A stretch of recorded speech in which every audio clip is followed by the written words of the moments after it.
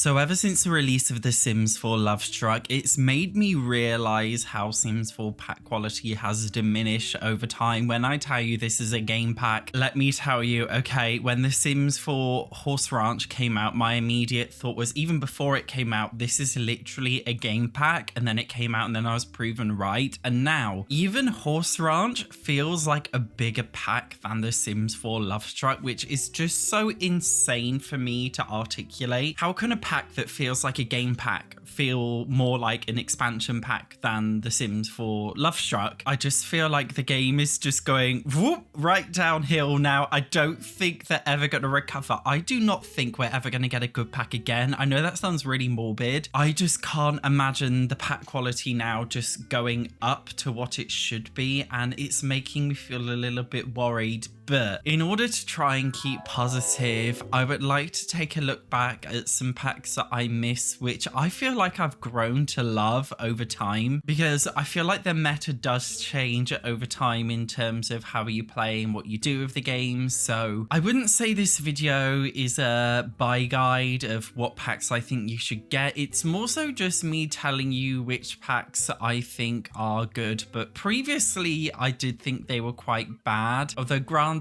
this is obviously my personal subjective opinion. Regardless of how much money they cost, regardless of cash grabbiness, I'm just looking at gameplay. Looking back at the Horse Ranch game pack, over the course of my Sims 4 Let's Play series, this was the longest one with the most episodes, and it was probably the most fun I had. It was definitely the most buggy and glitchy Sims 4 expansion pack that I've played with at the time, of course. And a lot of the features to this day still don't really work very well. For example, the ranch hand service doesn't really work. Horses don't path or route correctly. But do you know what? I had so much fun running my own little ranch. We had the horses and we were doing the horse training. I had the greenhouse with all the plants that I was growing, and I was using the plants for all of the nectar making. And then we had the other animals, like we had the mini goats and sheep, and we had the chicken coop, and we had the cow and the llama. It was actually incredibly fun. I definitely think that Horse Ranch and Cottage Living do synergize very well together, and if you have mods installed which fix gardening and they fix some of the issues with Cottage Living and Horse Ranch, as well as some quality of life updates, you can definitely turn it into a really great experience in my opinion. And even though it does feel a bit cash grabby, I just feel like it's a really fun way to play. Another pack that was horrific and still is horrific is the For Rent pack. Unfortunately, being a landlord is broken. It's never ever worked ever since release, and probably always will be broken with no sign of fixing it. EA have literally come out and said landlords are getting paid, we don't know what you're talking about, even though we're not getting paid as the landlords in the game. So they've gaslighted us into thinking that we're the problem, suggesting that they probably won't be bothering to try and fix it. Also, the landlord and tenant events are all totally broken, and these are definitely not getting fixed. They've never been addressed. If you turn off landlord and tenant events in settings and you live in a rental but do not actually be a landlord yourself, I do think the pack can be fun. One of the most notable gameplay experiences for me was when I made a retirement home and I had loads of elder Sims live in individual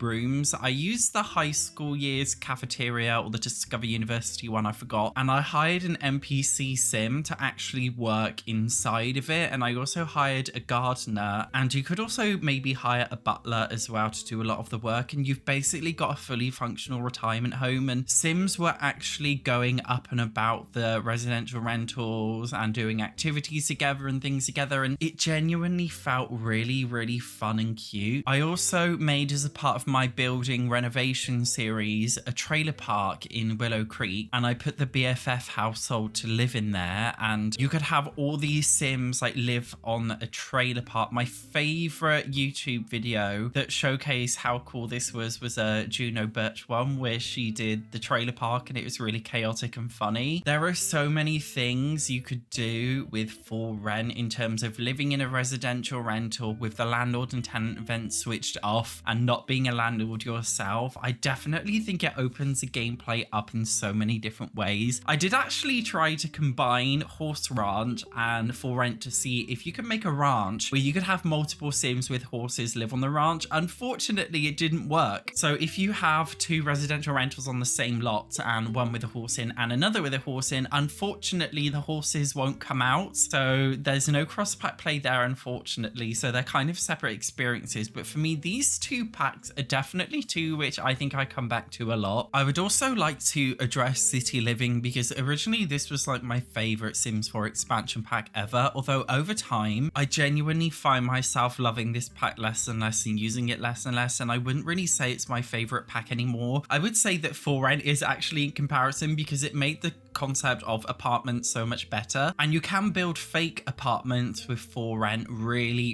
easily, and you can even turn the penthouses in City Living into residential rentals too, which is cool. But I would definitely say For Rent is more enjoyable for me now than City Living. Another pack that I've definitely grown to love over time is the Discover University pack because it comes with a lot of stuff. Again, this is one of those ones where I feel like I need mods to make it enjoyable. I feel that way about honestly most Sims 4 packs. I do like to use my mods. I'm more the kind of person that likes to use tweak mods and like bug fix mods or quality of life mods instead of brand new gameplay experiences. And with a lot of mods, you can make Discover University a really fun pack to play with. I personally like to use mods which make their university course fees a lot more expensive. I like to make them be a lot more impactful upon careers, and also some mods to tone down how hard the university experience is. I personally recommend choosing only like 1 or 2 modules per semester and also playing with aging off, and then that way you can spend some time with it and actually enjoy all of the features that it comes with. A big one for me is robotics skill. I think that's one of my favorite, like crafting stations in the whole game. At first I genuinely found it just such an overwhelming pack to play with, but nowadays I just find myself enjoying it more and more, although unfortunately it has been broken with the recent bug fix update, ironically, and you can't actually open some of the Discover University lots, which is annoying, so I hope they fix that soon. But it's definitely one that I always go back to. Another pack that I do miss playing with quite a lot actually is the Realm of Magic pack. Most Sims creators I know actually don't like this pack, and the reason why is because you can just complete it in a day if you're kind of grinding. But for me, I don't usually play like long lifespan legacy that much. I just like to mess around with packs, and I do find myself going back to Realm of Magic a lot just to mess around with. For me, I like to kind of use Realm of Magic in the background where one of my Sims maybe just be a spellcaster, but that's not like the whole story. You could make a Sim a spellcaster and literally just like send them to university and do a Discover University let's play. You could do a Horse Ranch save file where you have a horse, but your Sim just happens to be a spellcaster. There are so many cool things I think you could do and just kind of have it running in the background. And it's almost like a non-cheating way of cheating with all the cool different things that you can do with it. That's why I really like it. And Realm of Magic is also a prerequisite for the majority of occult mods, notable ones being the Fairies mod and the Expanded Mermaids mod, which is just honestly so incredible. So that's why I find myself coming back to it a lot. In terms of stuff packs, a very notable one for me currently is the Home Chef Hustle pack. Not only does it come with the best kitchen in the game, I really love the gameplay that it came with, actually making pretty much every single small appliance portable and being able to cook stuff on the fly and selling it from a stand. I just feel like is a really great idea. You can also really easily use it to make like a restaurant on the beach, for example, but instead of it being like a full-on dine-out restaurant experience, it's more just kind of like a shack that you can create, and you can actually be the chef yourself without the dine-out mod, which I just think is really cool. And obviously kids can use it as well. It's not that deep, it's a very small thing, but I just feel like that is what a stuff pack should be like. I feel honestly the same way about the Sims 4 Crystal Creations. I think this is a really fun pack to do. I always like the crafting things and the making things and like the careers you can do with certain packs. packs. So that's definitely a big one for me. And another one I do find myself coming back to all the time is the Parenthood game pack. We've had quite a few Sims 4 packs which attempt to appeal to the legacy player or the family player, the most notable being Growing Together, but we've also got packs like High School Years, Kids Room stuff, toddler stuff, whatever. I just feel like Parenthood is the #1 pack that you can have as a family player because it makes the whole family experience so much better. Even though the main focus of it is being a parent and raising your children, there are still different activities for kids to do. And although it's a little bit disjointed because Growing Together kind of comes with things for like,